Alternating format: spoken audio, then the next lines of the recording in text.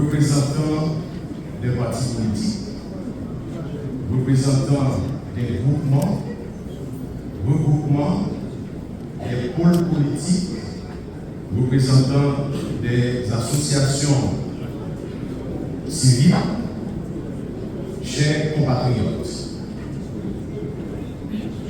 Si nous sommes réunis aujourd'hui, c'est parce que nous avons compris que le moment est venu de placer l'intérêt supérieur de la nation au-dessus des intérêts personnels, intérêts mesquins, des ambitions individuelles et des clivages politiques.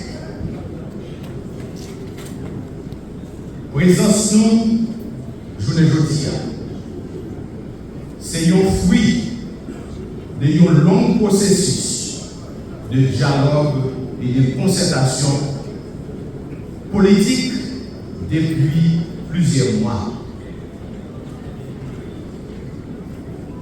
Depuis plusieurs mois, gagner des partis politiques, des groupements, de personnalités, des organisations de la société civile qui ont une nécessité pour que nous retrouvions, réfléchir ensemble sur l'avenir pays et sur le destin du peuple haïtien. Malgré les différences que nous avons entre nous, différents pôles politiques, différentes structures politiques, nous devons faire un choix. Un choix patriotisme. Nous sommes convaincus pas gagner aucune force politique à eux-mêmes seuls qui est capable de relever immense défi pays à travers cette cette mise en commun de force nous devons envoyer un message d'espoir. Un message qui doit démontrer que les Haïtiens, femmes et garçons, sont capables de dialoguer entre eux.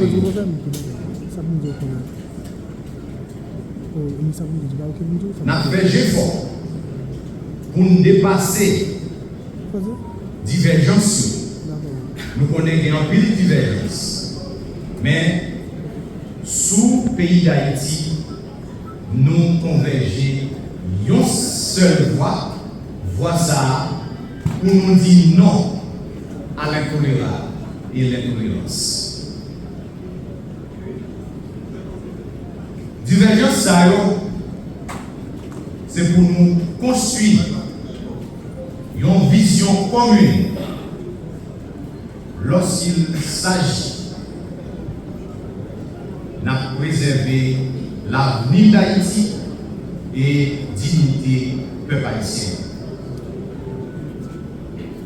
L'initiative ça matin lui reposer sur un constat clair, lucide. Nous connaissons après 19 mois de mauvaise gouvernance débouché à Didier Fils-Aimé comme Premier ministre, dont 4 mois il exerçait pouvoir monocéphale là pour contre lui. Eh bien, nous gardons nous, je ne dis pas, les enfoncer le pays davantage. Monsieur Fils-Aimé, c'est lui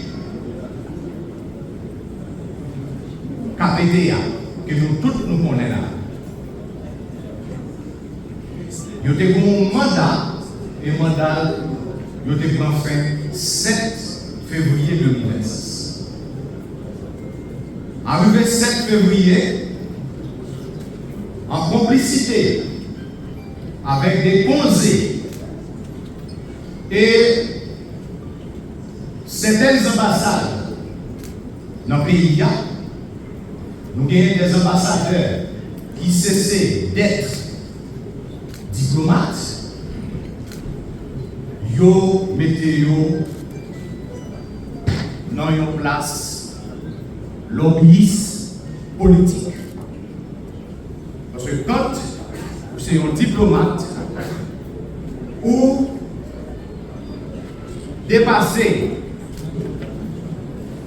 cadre Convention de Vienne sur les relations diplomatiques de 1961, pour faire publicité pour le Premier ministre ou bien pour l'autre monde, le SAR, ou c'est un lobbyiste, et c'est question là, je vais parler dans le monde.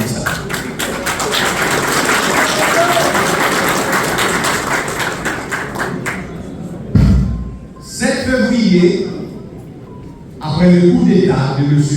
Fizemé et alliés, les prenions décret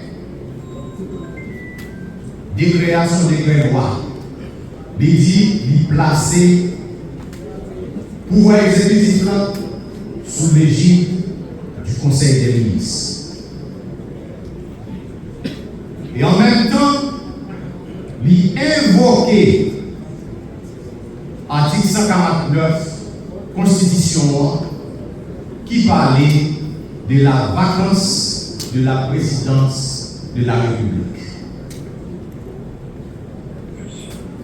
Monsieur Fizemé, il y a un délai. Décret ça, décret conseil électoral, décret 1er décembre 2025. Qui dit qui ça? Non, cadre pareil,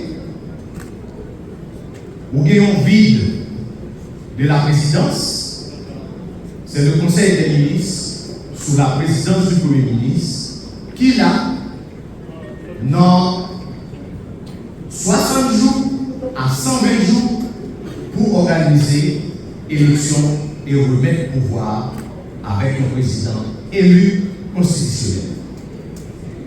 Monsieur Fizemé, les 120 jours de M. Fizemé se sont écoulés depuis le 7 juin. Depuis le 8 juin dernier, M. Fizemé est en situation d'usurpation de titres, de qualité, de fonction et de pouvoir.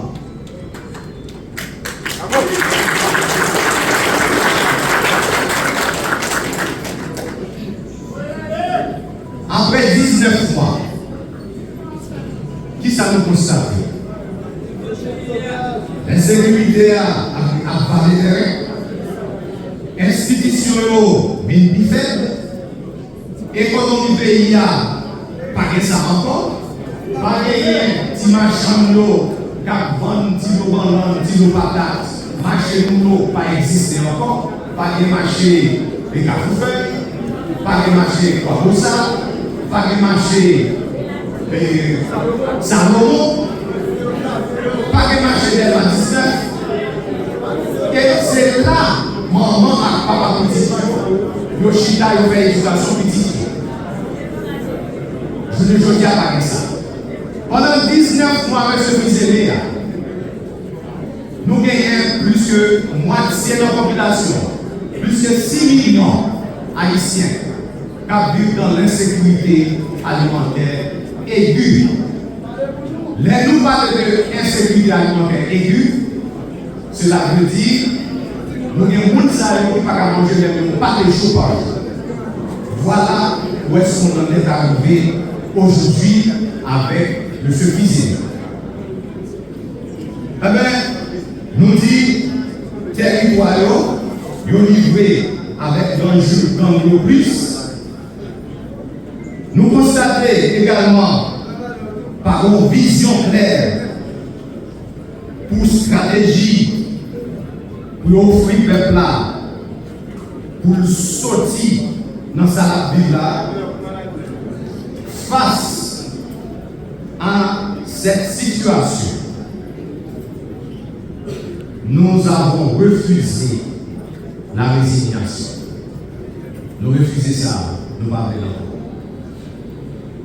Nous avons choisi le dialogue plutôt que confrontation entre nous, les forces politiques ici présentes.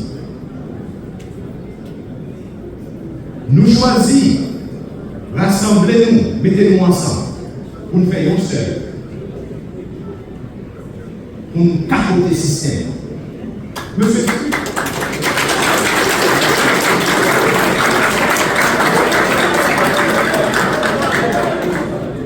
fils n'est pas représenté rien. Fils n'est pas représenté. C'est le système. Système pèse sous ces système qu'il a, système que lui-même a fait tout le pouvoir, c'est lui-même qui est danger. Dans tout pays à travers le monde, c'est le secteur privé, l'oligarchie qui crée richesse, qui crée emploi. Mais nous-mêmes, c'est l'État qui fait le secteur privé à vivre. C'est nous-mêmes qui fait le secteur privé à faire l'argent. Nous ne sommes pas capables de faire des comme ça. Nous, nous avons sorti avec nos projets en 2055. Tout le monde nous a mouru dans le pays. Nous avons besoin d'écraser Bolamea, Rue de Mariani. Mais nous avons besoin de faire. Nous n'avons pas besoin de tuer tout le monde. Nous avons examiné les gangs. Il a détourné l'opinion. Et puis nous avons besoin de faire ça. Eh bien, nous-mêmes nous disons, nous décidons aujourd'hui à réunir, nous prenons responsabilité, compétence. Nous l'avons aujourd'hui à plus que 80 partis, regroupements des partis et organisations de la société civile qui dressaient une opposition. Une opposition radicale contre la gouvernance illégale, illégitime, autoritaire de M. Ali Tizé.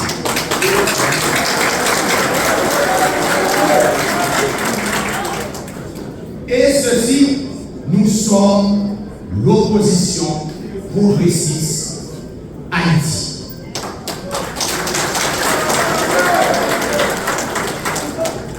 Notre première préoccupation demeure le rétablissement dans lequel aucun projet de redressement national ne pourra aboutir. Mais nous savons également que la sécurité à elle-même ne suffira pas. Il appartient de définir également ensemble des mécanismes de gouvernance, les réformes et les actions capables de remettre le pays sur la voie de la stabilité, de la justice, du développement et du retour à l'ordre démocratique. Notre conviction est simple. Le salut d'Haïti passera d'abord par la volonté des Haïtiens eux-mêmes. Nous voulons démontrer à notre peuple et à la communauté internationale que les Haïtiennes et les Haïtiens sont capables de s'entendre, de s'organiser et de construire une alternative nationale crédible. Pour terminer, c'est cette volonté commune que nous réunissons aujourd'hui. Notre engagement est de faire prévaloir en toutes circonstances l'intérêt supérieur de la nation afin d'ouvrir une nouvelle perspective d'espoir pour le peuple haïtien. Je vous en remercie.